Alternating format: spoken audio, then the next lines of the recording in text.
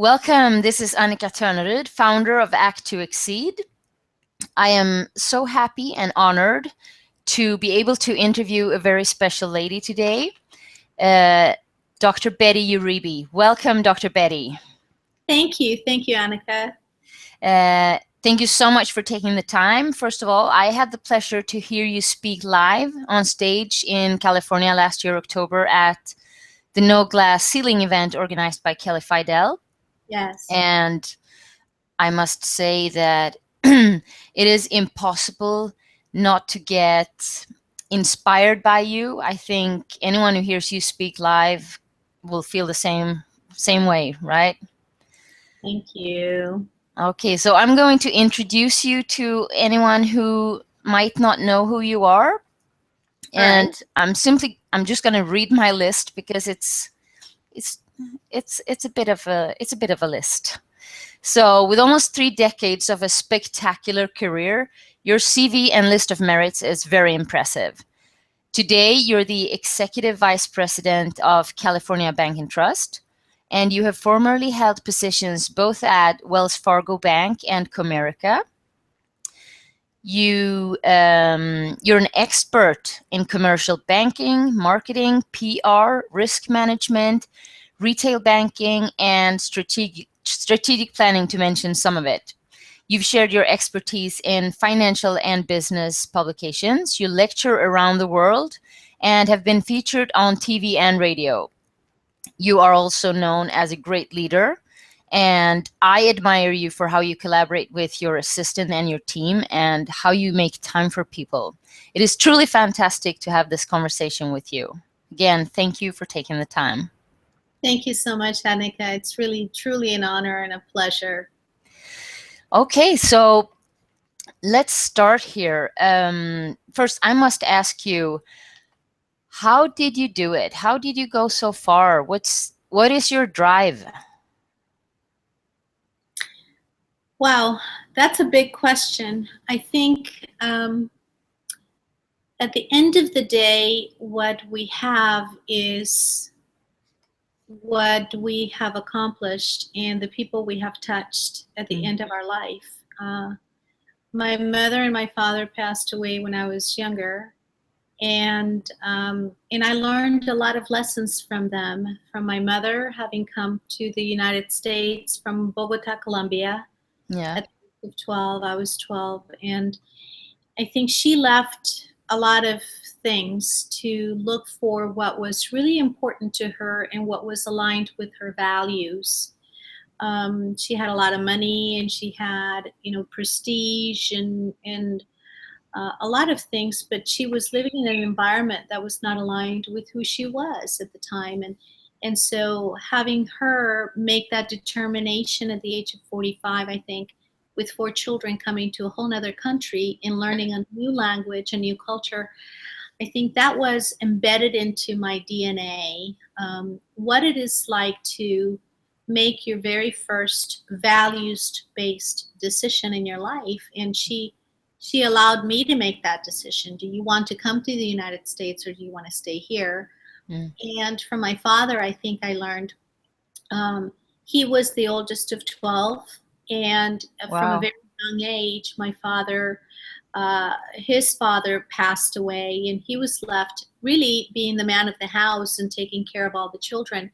And so responsibility and work ethic and taking care of the family and hard work. I mean, he started as a truck driver and grew into being a huge company, a transportation company in the country. So a lot of different things. And then my faith is big in my life. I'm not religious, but I do have a big faith in God, and I think my faith has carried me through a lot of different parts. But when you say what was it that was embedded into the fiber of who I am, that has really carried me through the ups and downs of my personal life and the ups and downs of career and being a mother and being a student and entrepreneur and the different parts of my life, I would say those are probably the fundamental experiences I've had in my life that have really shaped uh, the trajectory of my life Mm. as a woman, as a mother, as an entrepreneur, as an executive, as an academic, every part of my life. Yeah. Okay. Thank you. Do you think that in terms of people being successful and others being average or not trying so hard, do you think that some people have it or and others don't, or what do you think? Very good question. I think when I interview people, Mm. I look for that fire in their belly and that hunger to succeed. And I've interviewed for my dissertation and now for my book, I've interviewed many, many people across the United States. And the common theme that I find in the leaders that have gone very far, and these are, military generals, people that are in the White House, in the Pentagon, people that are CEOs of organizations, large and medium-sized organizations, and C-level executives in finance. So the people that have, in essence, made it to the top. Mm. There are three common threads that I have found, Annika. One of them is they all lead with values. They're very clear on what is important to them. Mm. They make those decisions that are important decisions based on their values. And keep in mind, everybody has gone through something, right? Every Yeah. individual in our life has a story. We all do. Yeah. And there are situations that have happened to us, and we maybe don't have control over all of them, but we Mm. do have control over our reaction to Mm. them. And I was just speaking at a conference on Friday, and I was telling them it's really our reaction to what happens that we have control over, and every breakdown is really an opportunity to create a breakthrough Mm. if we allow it to be. And that's one of the things that was also common in them.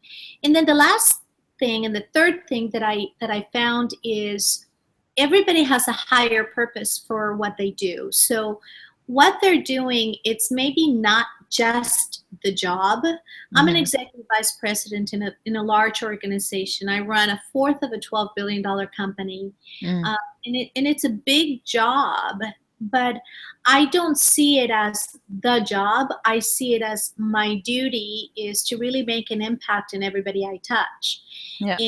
and to leave a legacy behind of other leaders that are inspired to pay it forward, not just in America, but to pay it forward on a worldwide basis, which I'm sure we'll get to.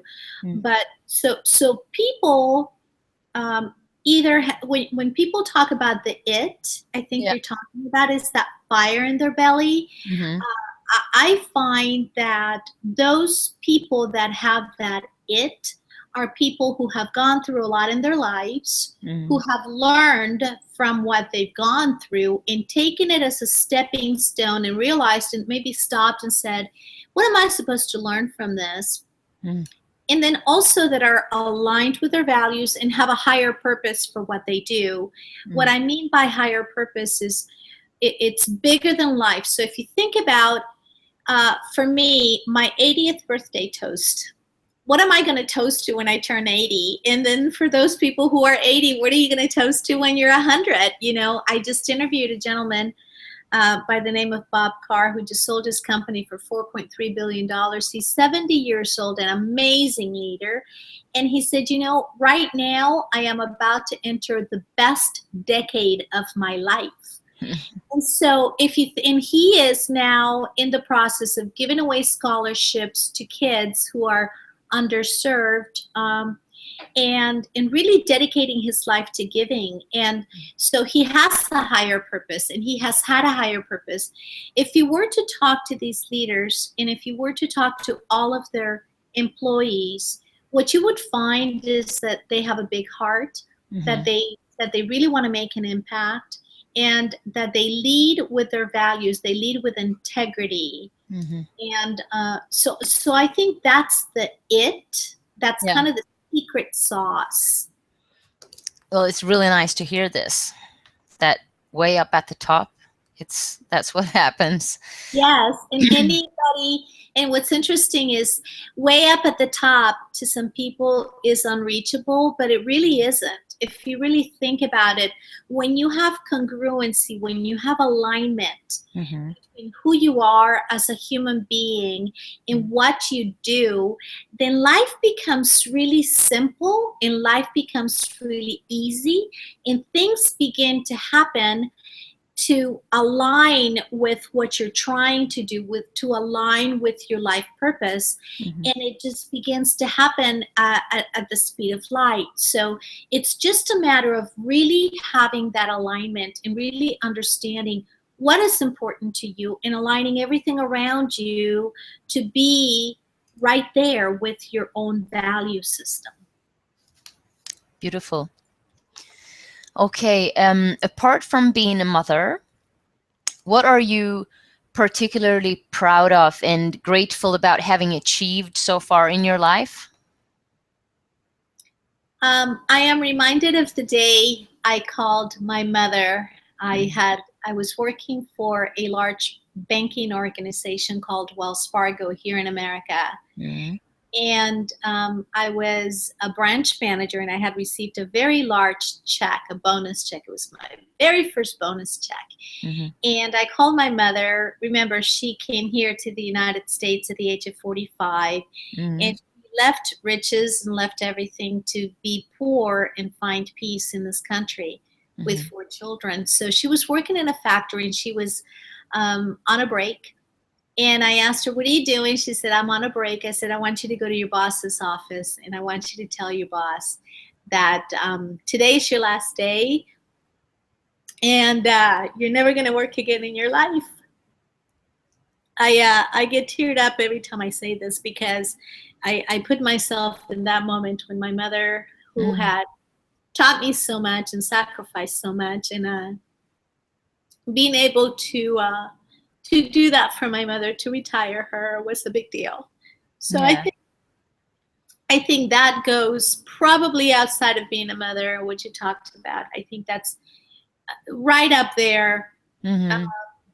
in the things that I've been able to accomplish. I think after that would be, I think every day of the people that I've been able to just been so blessed to touch and to impact, to really pay it forward themselves. I there's a saying, and I wish I knew who the author was, and maybe some of your readers can would know, but children are the messengers we send to a time we will never see. And I heard that many years ago, and I've pretty much made it my own, leaving a legacy behind of people who are grateful and who really want to pay it forward Mm-hmm.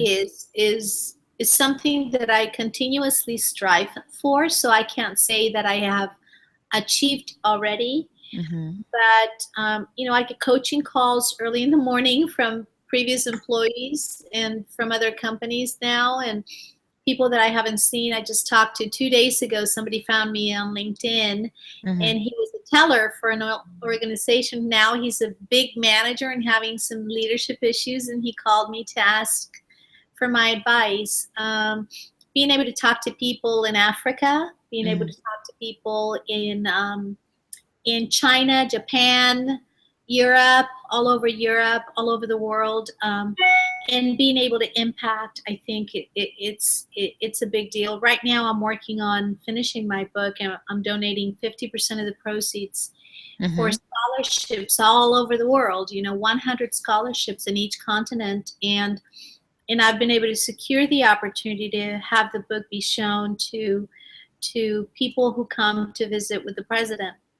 Mm-hmm. And so from an opportunity to really impact the world on a global basis, that is a big deal. But I think, we all can do this. All of us can do whatever we set our mind to, it's just a matter of um, making a decision to just do it. So Yeah. for me, what I'm most proud of, geez, it's so tough. Graduating, getting my doctorate in 3 years and getting it with honors, that was a big deal for me. I wore a little American flag that I got at the Pentagon in the form of a pentagon, and I posted on Facebook that I was dedicating that day to my mother. Mm. And so that was a big deal because reaching beyond where even my mother, who told me, you can be the president of the United States, you can do whatever you want. And my Aunt Ruby, who, when we came here, we were at her house. We lived in her house, and she said, let me teach you etiquette because someday you're going to be dining with the president of the United States. And little did she know that 14 years later, Yeah. I would be dining with President Bush, the father, and I happened to have a picture cheek to cheek with him where he's eating cheesecake. I have it here in my house. That's so And nice. yeah, so I think all of us have accomplishments, and the opportunity to be there for my daughter 2 days ago when she really needed me, and be able to drive to the university to Pepperdine and to have dinner with her and to lend a shoulder and be there as a mother, to be there for people, to have this conversation with you, and you're clear on the other side of the world, and Yes. and we met here in America, and you in your show and what you stand for is so wonderful to be able to affect so many different people. Look what you do, and being able to be part of this, that's another one. So I think every day when I wake up, I'm just so grateful for the opportunity to make an impact. I think it's a journey. It's Yes. a journey. Yeah. Well, I feel like I want to applaud, but that would be awkward right now. So I'm just going to do it in my head. Uh, so you're a woman holding an executive position in a very, let's say, a man's dominated industry. And what have you found most challenging in your career? Have you had any unfair advantages? Have there been gender differences that were difficult to handle, or has it never been an issue?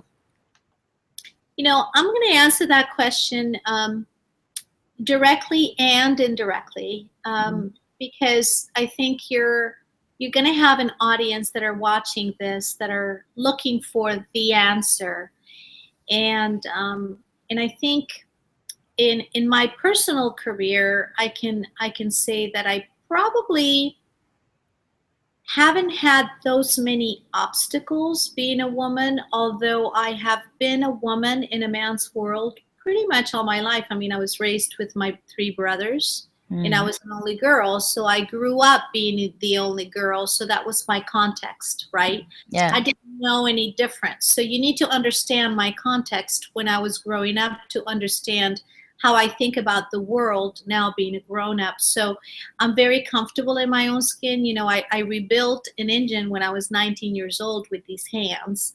And Yes.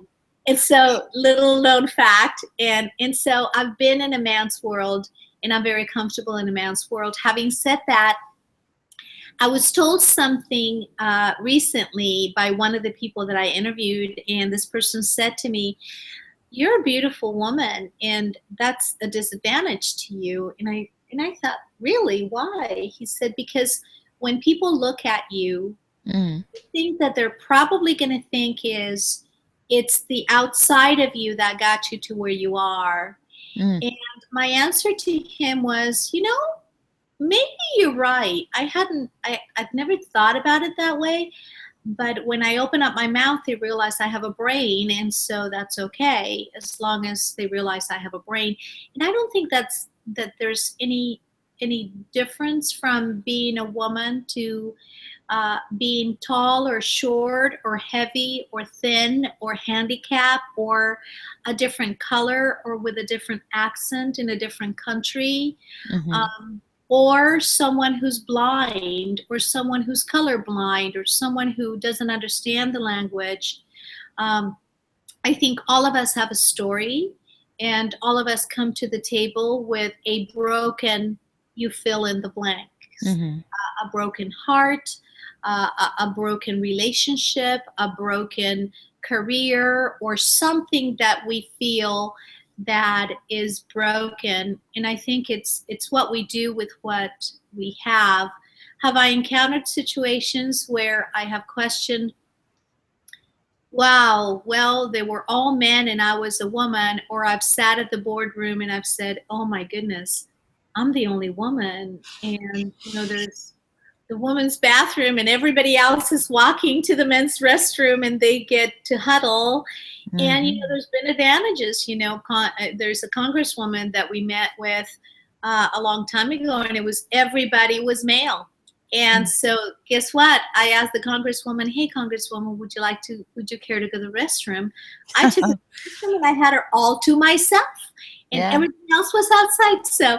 So I think there's advantages and disadvantages. I think from a leadership perspective, Mm-hmm. and I asked this question when I did my dissertation, what advantages and disadvantages are there that you see? And in male and female, uh, answered in a way that was actually pretty fit. I'll tell you what they said, and I firmly believe this.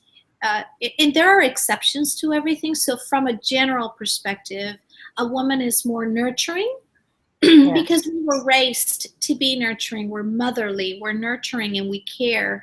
We Mm-hmm. also can think in different directions all at the same time. We multitask because our brain, the neurological makeup of our brain is different than it is of a man's brain. Mm-hmm. They're more direct and they can think in one direction very, very easily.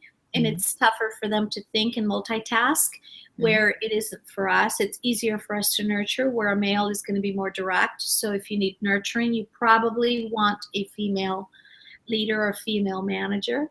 Mm-hmm. Um, so are there advantages or disadvantages? I would say the answer is yes to both. I would say the answer is there are advantages. You can take the congresswoman to the restroom all by yourself. Yeah. You you can get creative about the advantages.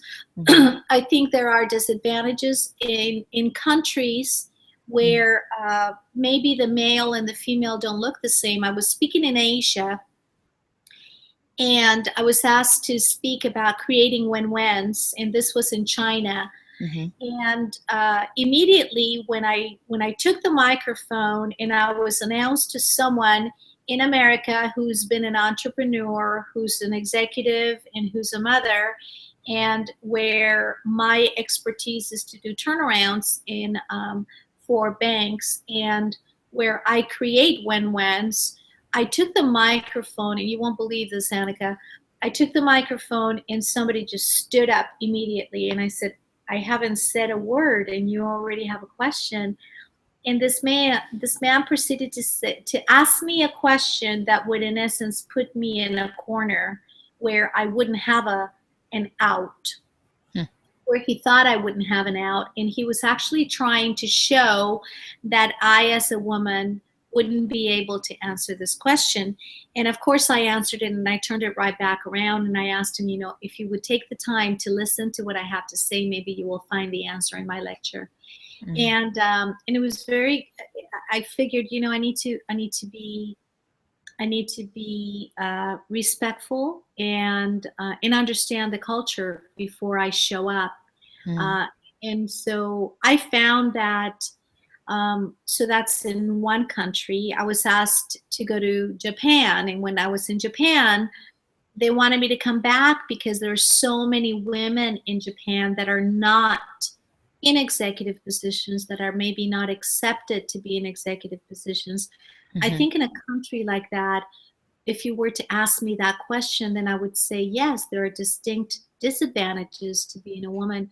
Mm-hmm. But in a country like the United States, where we have the opportunity, and yes, we've gone through, as women, we've gone through a lot to get to where we now can vote, where Yeah. we now are looking at the possibility of having a woman president, and we have so many women executives in my own country, in Colombia. Look at how many women executives and women CEOs there are compared to when I was growing up, when I left the country at the age of 12.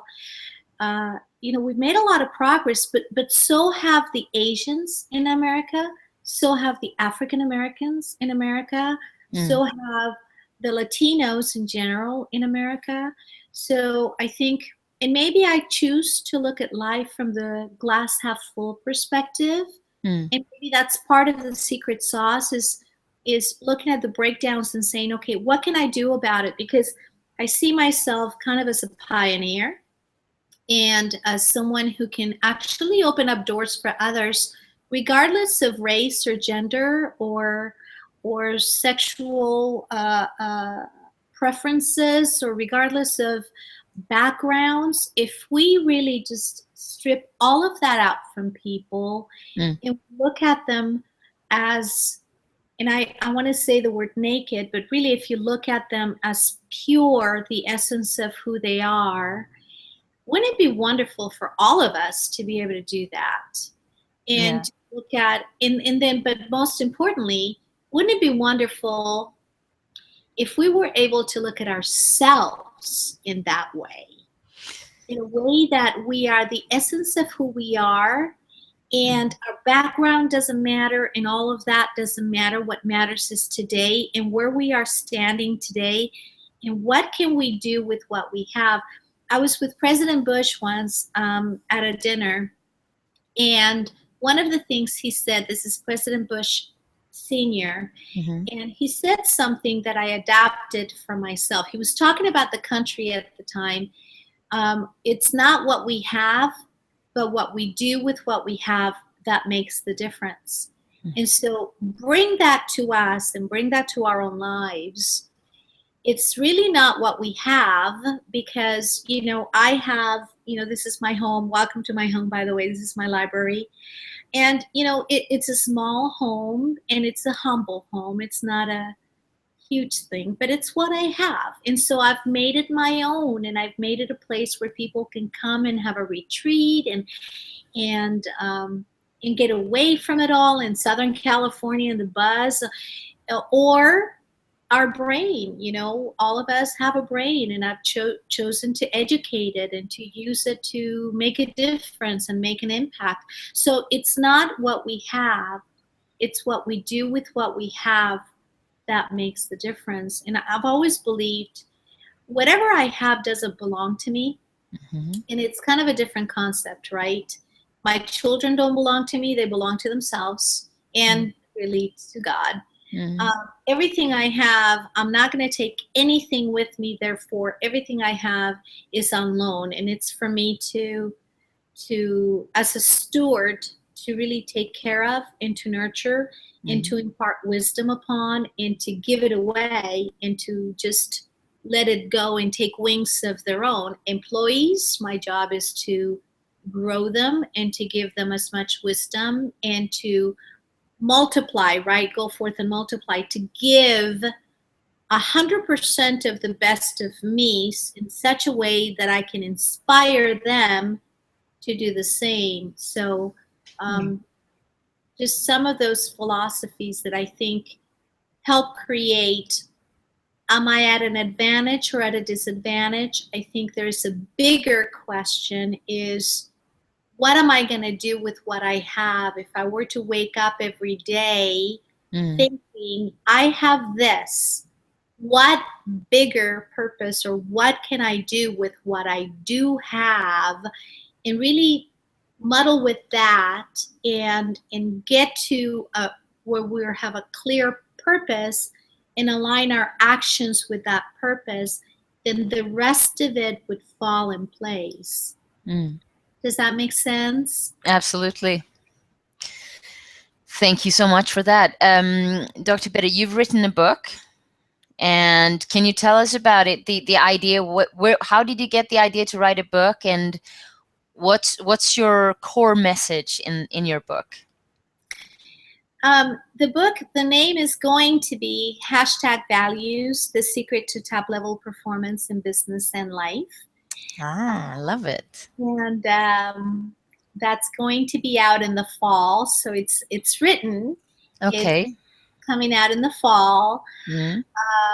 The purpose of the book is to inject values back into leaders. Mm-hmm. If you think about the 2007 era, 2008 era, when the economy was falling in America, and then subsequently it just kind of continued to fall and all over the world, what we saw in the news all over the world was leaders who we all thought were solid and who our children looked up to and our employees looked up to, and these leaders were falling like crazy. They were just dropping from government, from sports, from the media, from academia, from clergy, from business. And you can think of many leaders that made the wrong decision, or maybe didn't tell the public about something that was happening, or maybe cheated on their wives and they had to get on camera and apologize, or got on camera and denied it, Mm. uh, or and people that maybe were sleeping with people when they weren't supposed to and representing the government while doing it. And so just a lot of things happening where people that we thought were our role models fell. Mm.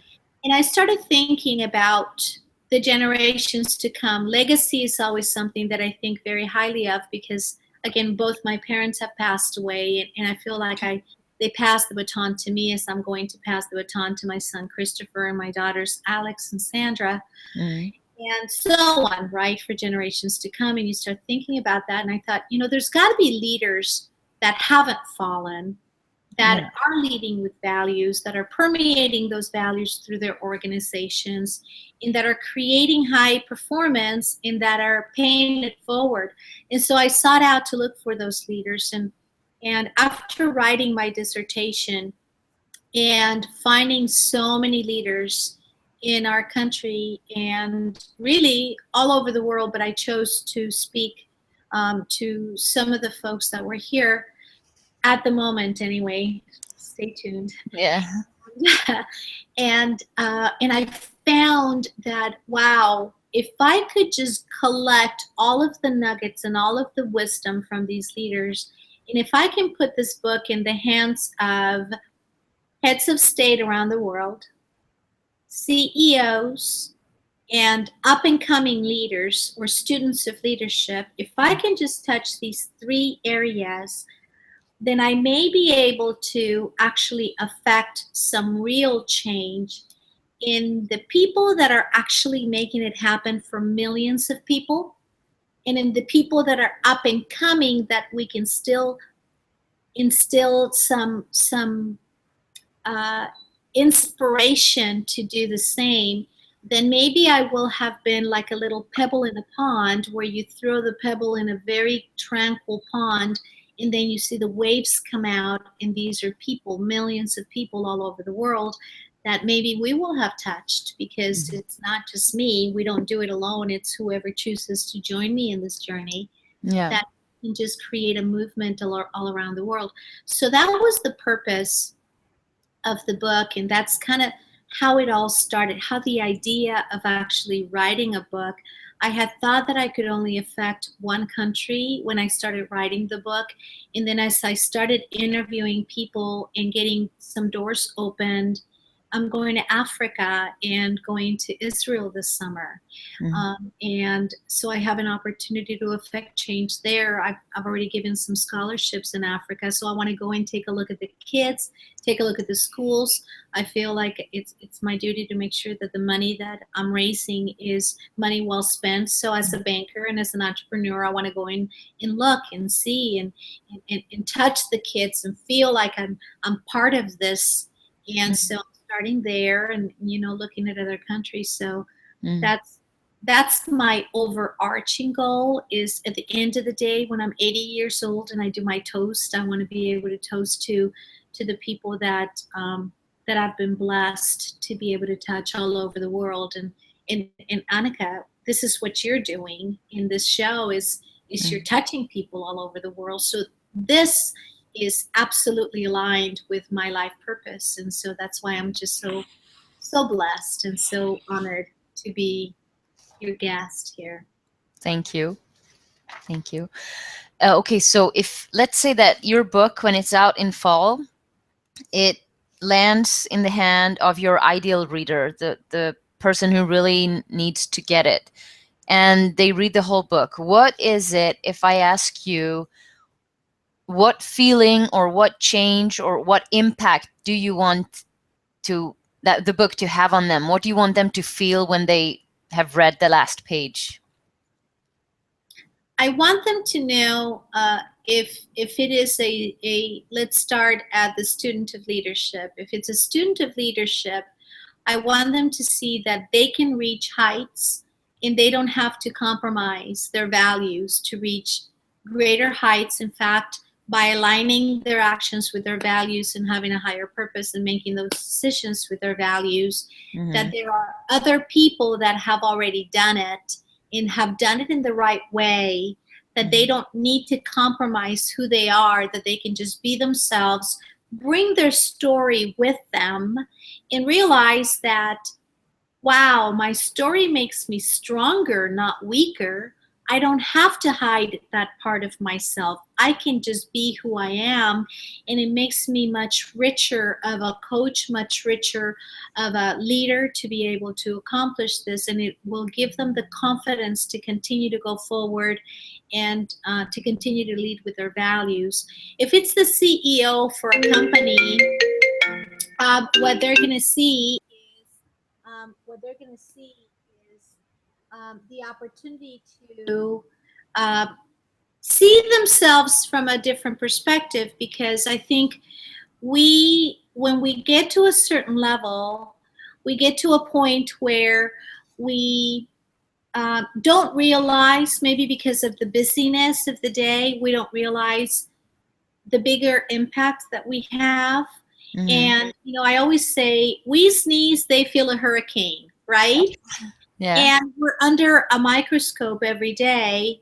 And so by having uh, what I would want the CEO to get out of the book Mm-hmm. is, you're already there when you're making decisions that are very tough decisions for your company, very tough decisions for your community. You're affecting a bigger group, and stay on track with your values and continue to lead with your values and continue to show that, as an example and as a role model, your duty is a bigger duty than just either making money or bottom line performance.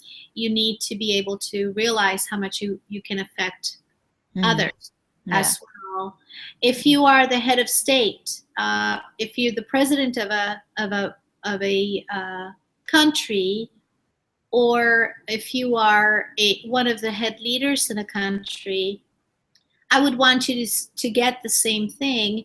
You're going to be faced with very tough decisions that are life decisions. If you're in the military, you're facing decisions that are life threatening decisions. One decision can wipe out a whole country. Mm-hmm.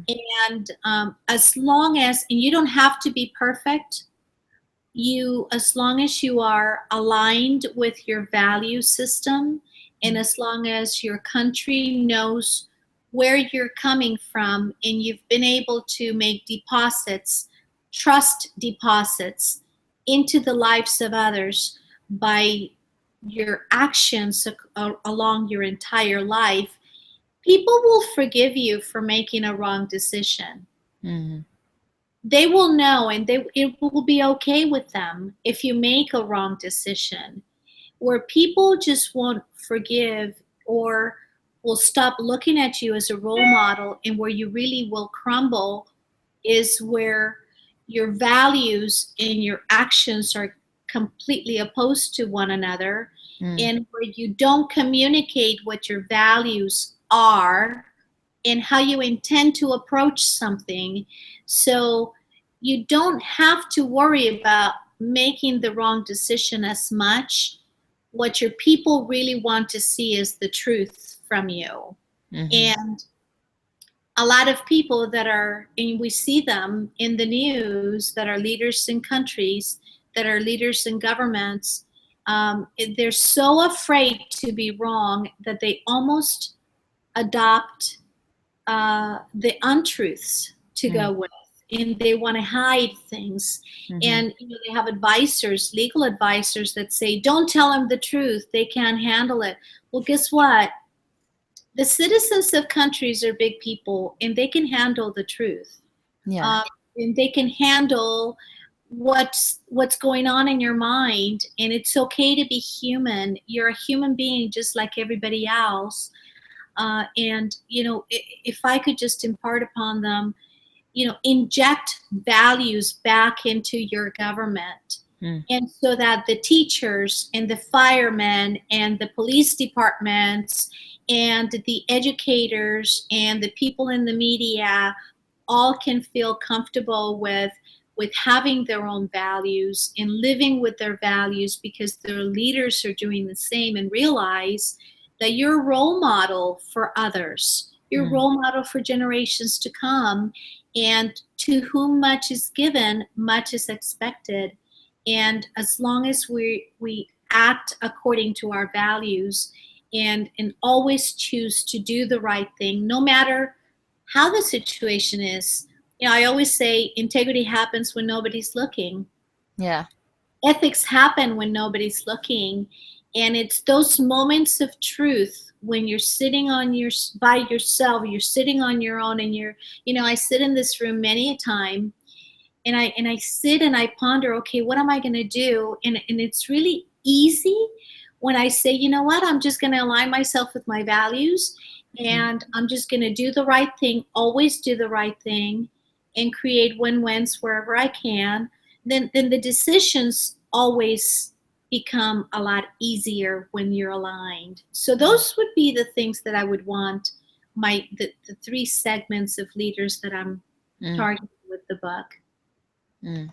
Okay, I hope that the ones who really need to read it the most, that they get a copy of the book, read it, and take it to heart.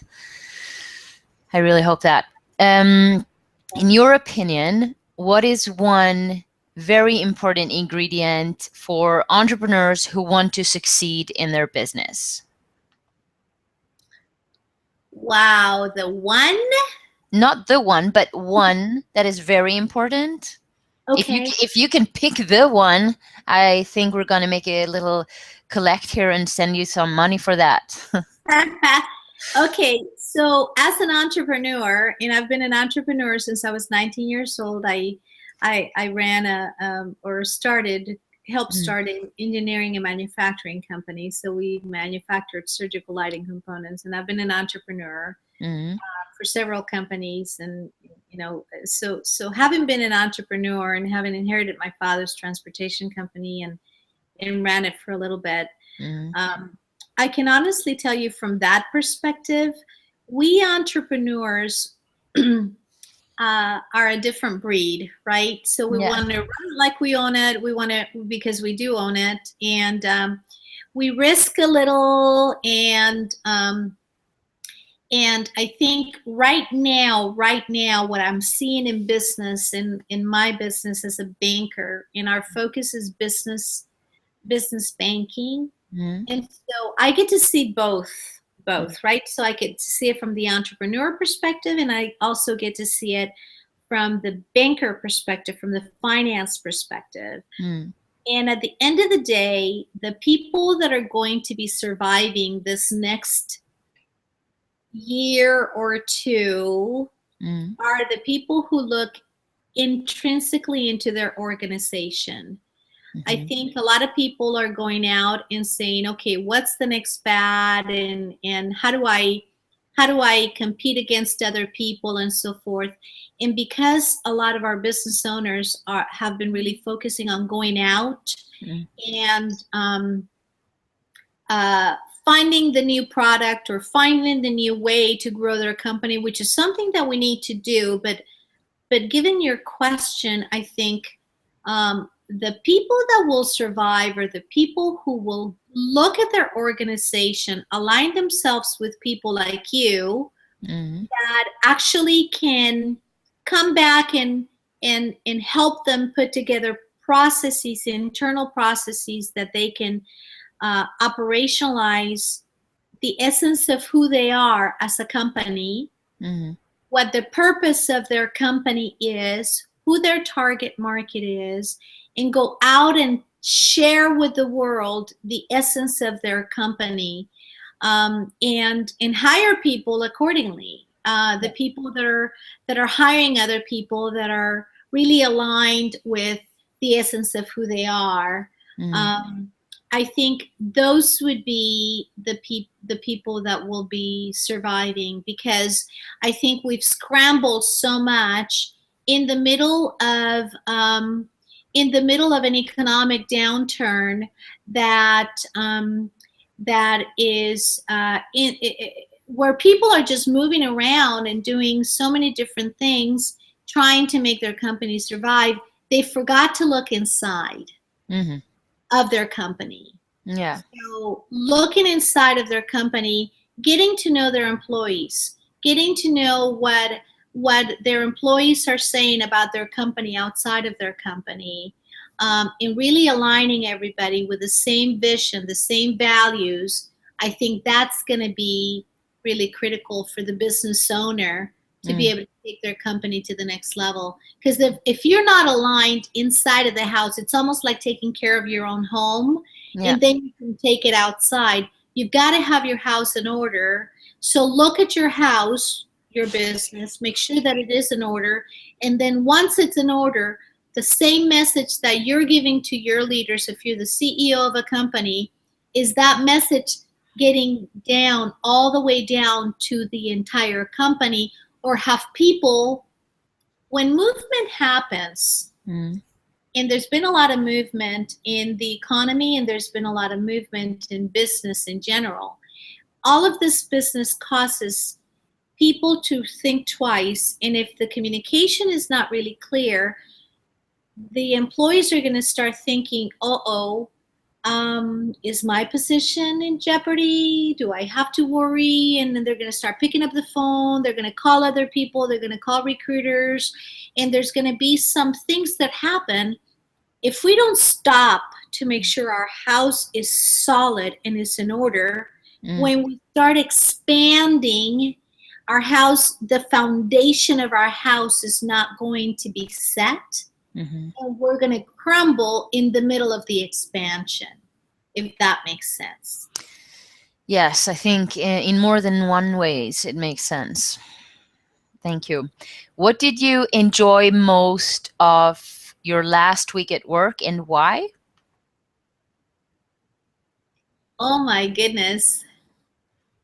Okay, so the last week I got the opportunity to make an impact for one particular customer who's bringing in their entire business to the bank, which was really nice. And while I was doing that, I got the opportunity to coach several people with who really want to make an impact, and coach them into creating a win-win. So that this particular client was able to come in to a wonderful organization where everybody was really focused on them. That was fun. I also got to speak at a conference where I got honored as being a woman of influence here in Southern California. And something that I haven't said in public, and I should probably post this, is I actually nominated a lot of the women I know to win this award. And there were several women who won the award. And I got to stand at the podium with a lot of my women friends because they won. And unbeknownst to me, my employees nominated me for the same award. And I also won. So it was very surreal standing at the podium and in receiving this award with my friends. And, I often talk about, as a leader, never forget where you came from and reach back and bring other people with you. And to see that coming to fruition in such a vivid way on Saturday night was amazing. This weekend, I spent the weekend with friends that I used to work with Lois and Colleen and Vince and Lynn. It was a wonderful weekend of a reunion up in Ojai with people that are like in values, who have made an incredible impact in this world, and that I used to work with, and some of them report to, and some of them used to report to me. And we spend the weekend just thinking about, okay, what's next for us, and how are we going to make a bigger impact? And it was just a wonderful time with friends that are and then I ended up the weekend having dinner with my daughter at Pepperdine. And last night I had a 2-hour conversation with my other daughter, and texting back and forth with my son Christopher, because Alex is graduating at the end of April from Pepperdine. So, thinking about how we're going to surprise her, and in creating family time. And so I think this particular week, he just kind of caught me at a good week, or maybe all weeks are this way. And then being able to coach other people. I got a 5:30 in the morning call from one of my people that I used to have as a branch manager, who's now a regional manager that runs the whole state for another bank, and who called and said, "Hey Betty, can I pick your brain on something, and can you help me with this?" And being able to be there and support him in his journey. So all of those things, I think those are all, good to feel good things that I get to experience. Very blessed. That's quite a week you had. Yeah. Okay, if you could acquire a new skill without any effort whatsoever, what would you love to learn? Just like snap of a finger. I would learn to speak more languages. I think I would learn to speak Chinese and German and Japanese, and definitely languages, so that I could directly connect with more people across the world. Right now, I use translators when I travel abroad and I speak abroad, and they can connect at a broad scale.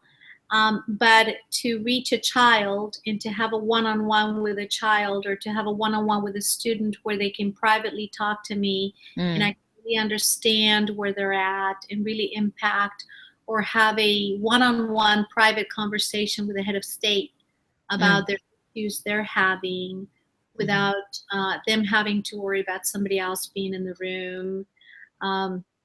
I think that would be the skill that comes to mind. I hadn't thought about that, but yeah, that's probably would be at the top of the list. I speak a couple, but yeah, that would be one. Communication is key, right? Yes. Okay. If you challenge yourself, what is one big dream that you would like to achieve in the coming 2 years? I mentioned the scholarships. My goal is to give 100 scholarships in each continent. With 7 continents, that's 700 full scholarships. That's a lot of money. Yeah. That's a lot of people to reach. Yeah. And so I firmly believe that we, a collective group of people, can certainly accomplish that. And so my goal, I think, in the next 2 years, perhaps have 1/4 of those 700 scholarships delivered. And keep in mind, the people that receive the scholarships have to sign a contract with me that they're going to pay it forward, because my goal is really to leave a legacy, so that the legacy is left behind from other people that are doing the same, that you know, that can do the same thing. So that would be Yeah. that would Okay. And so, what words of wisdom would you leave behind if you had only one more opportunity to share your message with the world?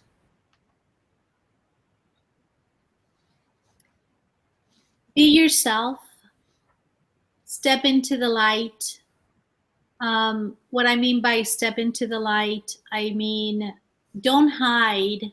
Mm. If you have a story to tell it, because you're going to make an impact for other people.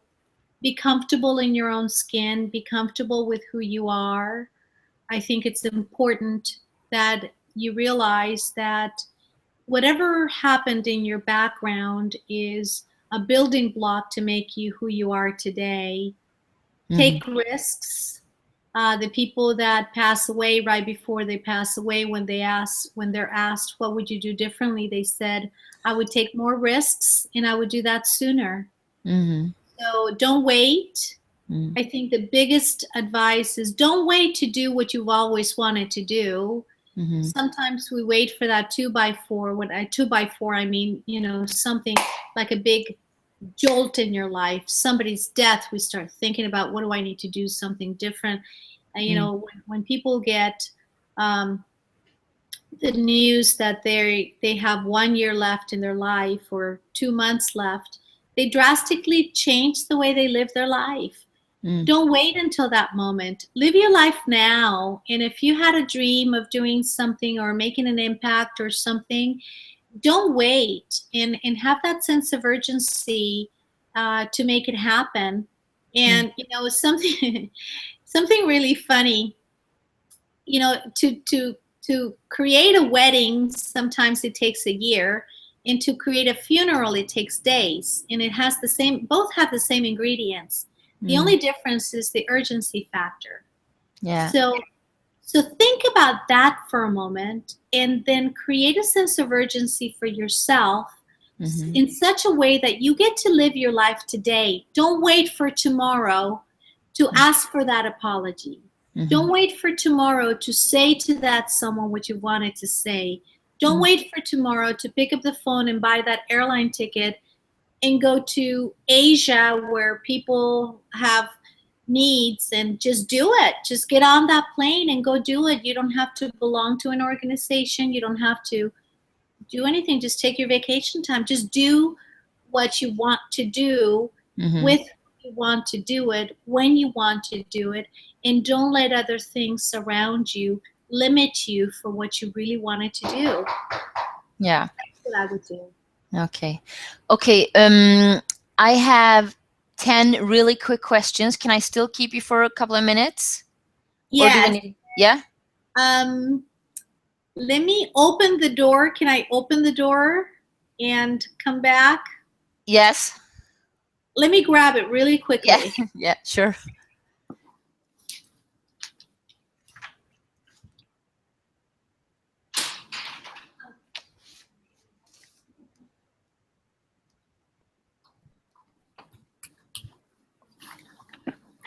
Okay, sorry about that. That was fast. All right.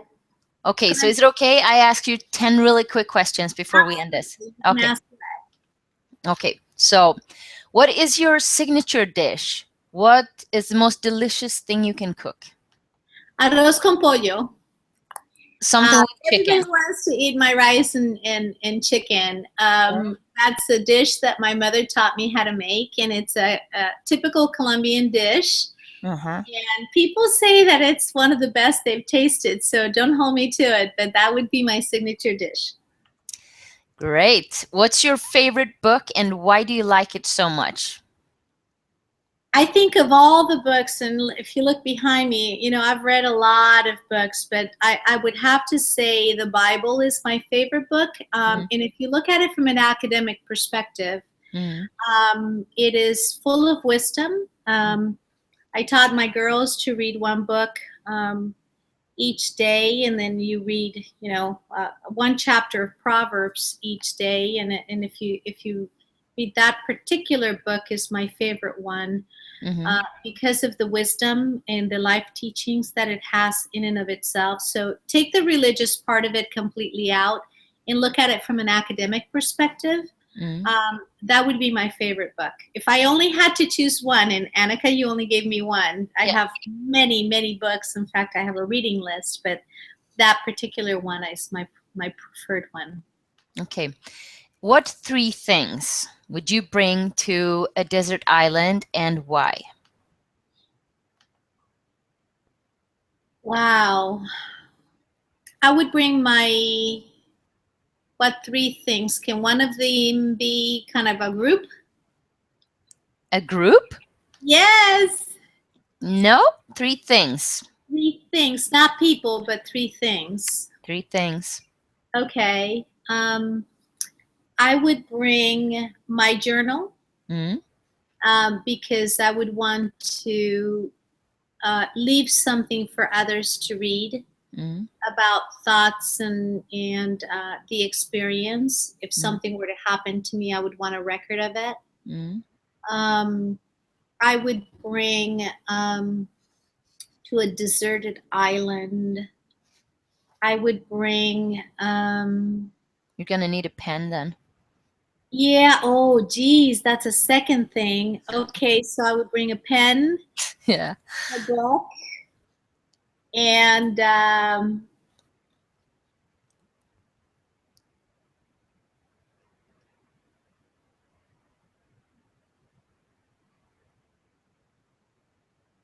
would assume there would be running water.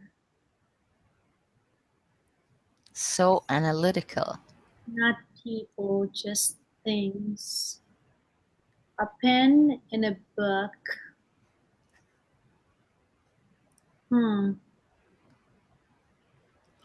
A pillow, toilet paper, shampoo,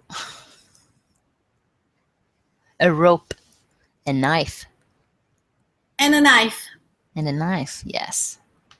A knife can come in handy on a deserted island. Yep. Skydiving or shark diving? Skydiving. You are crazy. Definitely skydiving. Love skydiving. Love the view from the top, and love the tranquility that happens once you pull the cord. And love to be able to see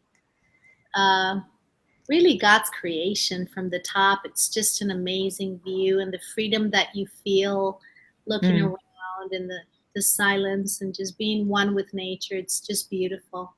Skydiving. If I wrote a book about you, what would the title be? She Made a Difference. I love that. If you could pick any person to have dinner with, who would it be and why? Dead or alive? Your choice. It would probably be any person whatsoever to have dinner with. I would pick, and again, take away the religious aspect of it. It would be Jesus Christ. I would love to have dinner with him and brain about some of the decisions he made and how did he handle some of the trials and tribulations, because we handle so many of them. And when he was here on earth, he went through a lot. And so how did he handle them? I would seek to find more wisdom from him. So arroz con pollo with Jesus. Yeah. Would you consider doing a year in silence? No hablo for un año. No hablar por un año? Yes, I would. In fact, I've considered there's retreats that you can do where you have a certain amount of days in silence, and a year is a long time, but would I consider it? Sure, I would consider that. Yeah. If it was an opportunity for introspection and growth so that I can come out of it and make a difference for people, absolutely, I would do it. Okay. What or who has been your greatest support in life or your career? My children have been a huge support in my life and my career. Mm. I would say my family in general Yeah. have been the biggest supporter. Mm-hmm. Um, we talked about um, as an entrepreneur, it was not easy, Mm. and my father's teachings were amazing.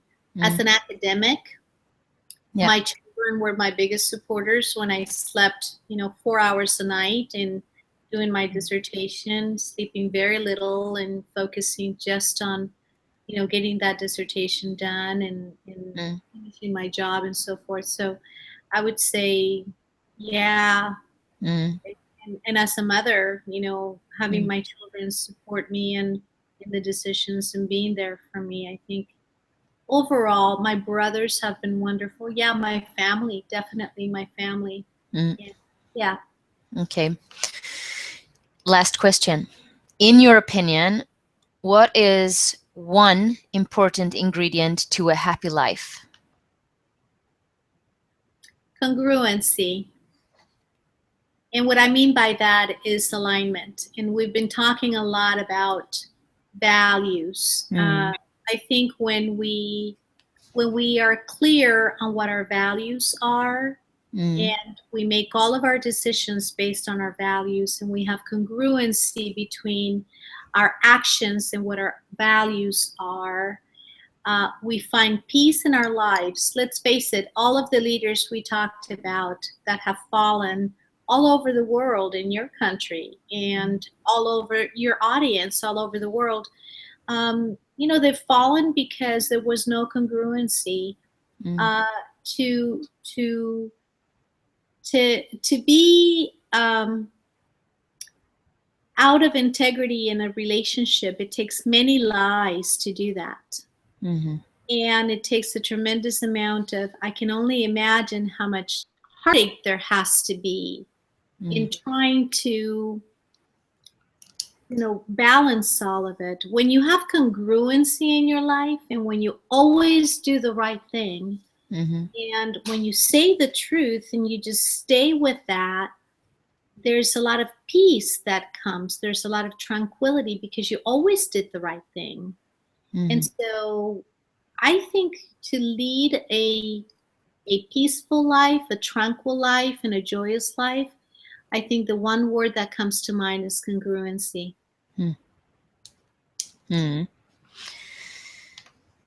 Dr. Betty, it has been truly wonderful, and you definitely made a difference for me today.